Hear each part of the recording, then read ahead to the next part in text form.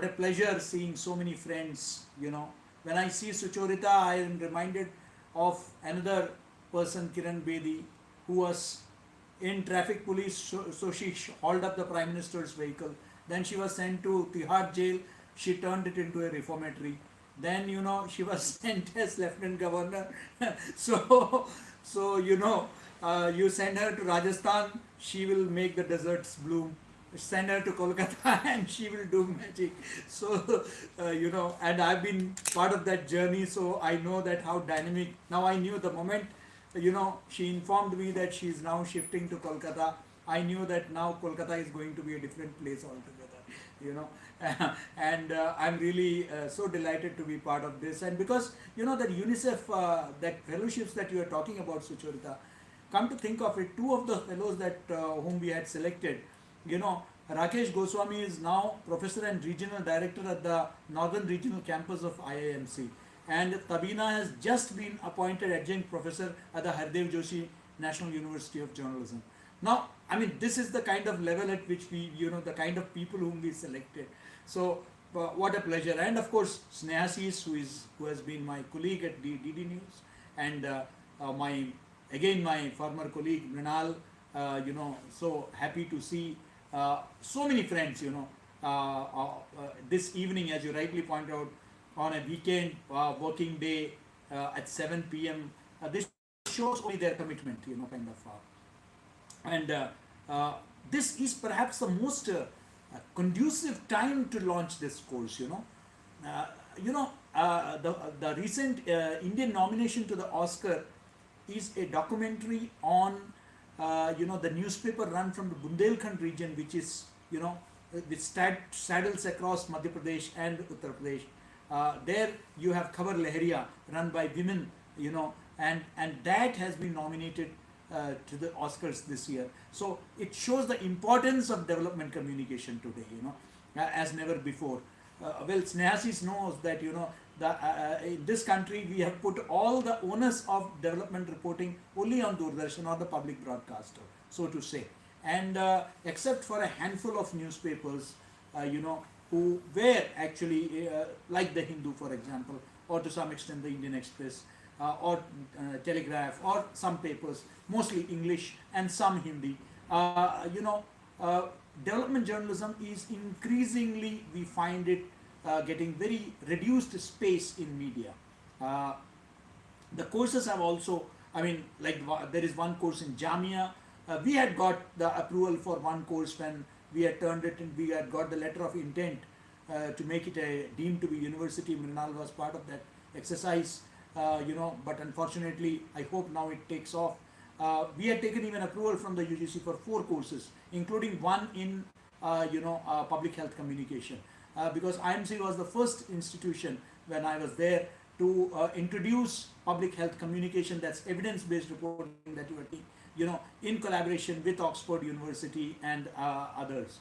But development communication is something that should not be confined to a Jamia or an IIMC. It has to, actually we have to train.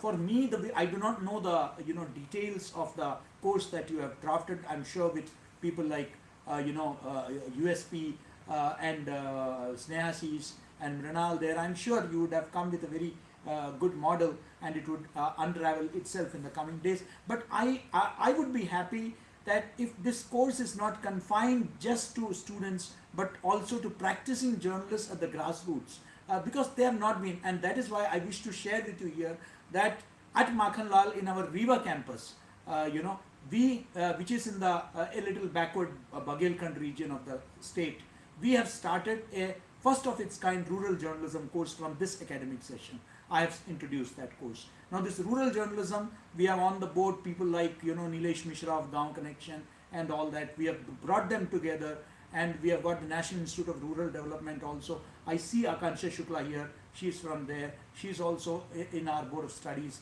So we have formed, and that course has taken off very well.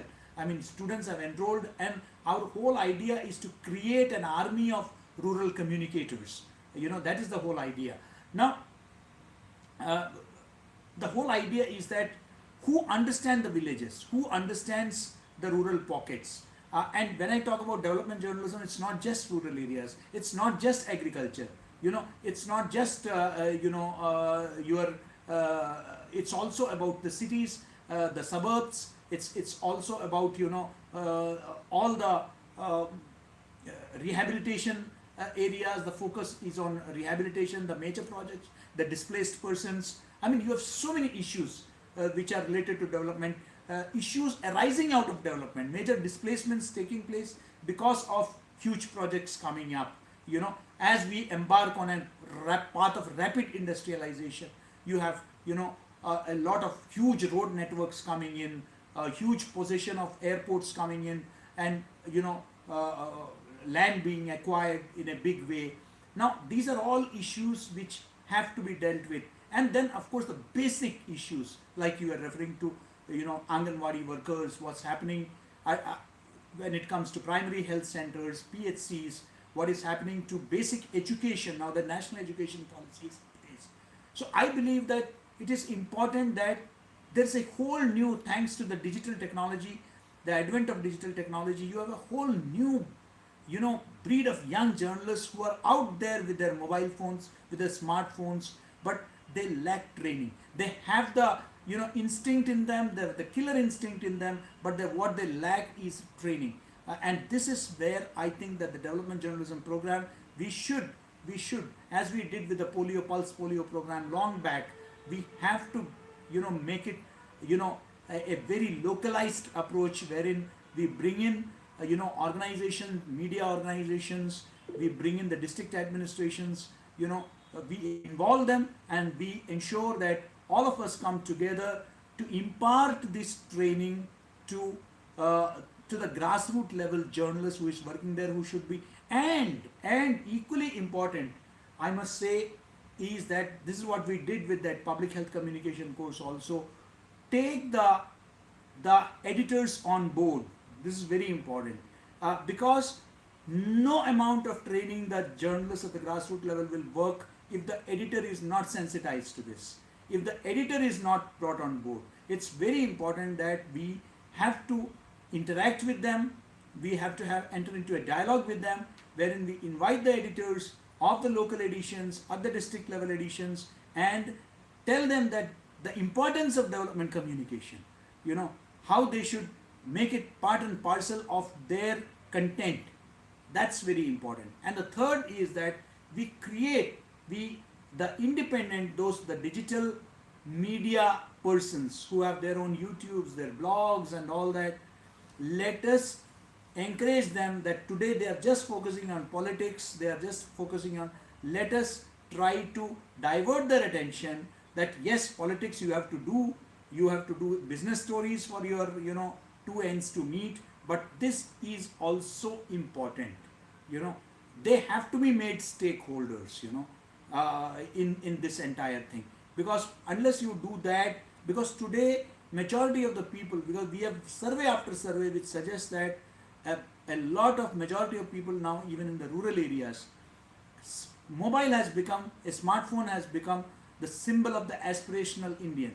And everybody from the domestic help to the rickshaw puller to the street vendor, everybody aspires for a smartphone. And what does he watch on that? What is the kind of content that he watches? Can I provide him content on that related to development communication, about his rights, about his the various options which are available to him? It's all about that how can he has so many, today government has so many welfare schemes. Where does he stand in terms of benefiting from that? Is he aware of the right to information? Is he or she aware of the right to education? How do we empower them? That should be the focus of the development journalism. How to empower the people at the grassroots level. And of course all of it has to be based on evidence-based journalism, which has been the focus area. So I believe that this is a very, very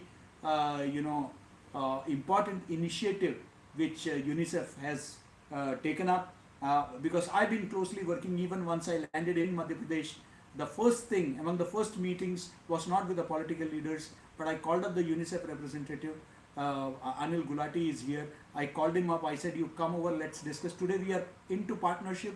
Every month we are having 2 to 3 programs. We are a major. I mean, in fact, the UNICEF head for Madhya Pradesh, she's from Africa. She came to our campus. I mean, she was so happy with the work that was being done. We are training journalists. We are training journalists at the grassroots level on issues like child rights. Our students are being trained on child rights. Now these are things that we actually don't tell our students in our day-to-day conversations. We are generally discuss politics. We generally discuss economics. We generally discuss sports stories, entertainment, Bollywood, all that. But these issues, so development journalism has to become a movement. Once upon a time, we really had a lot of development journalism stories which were there.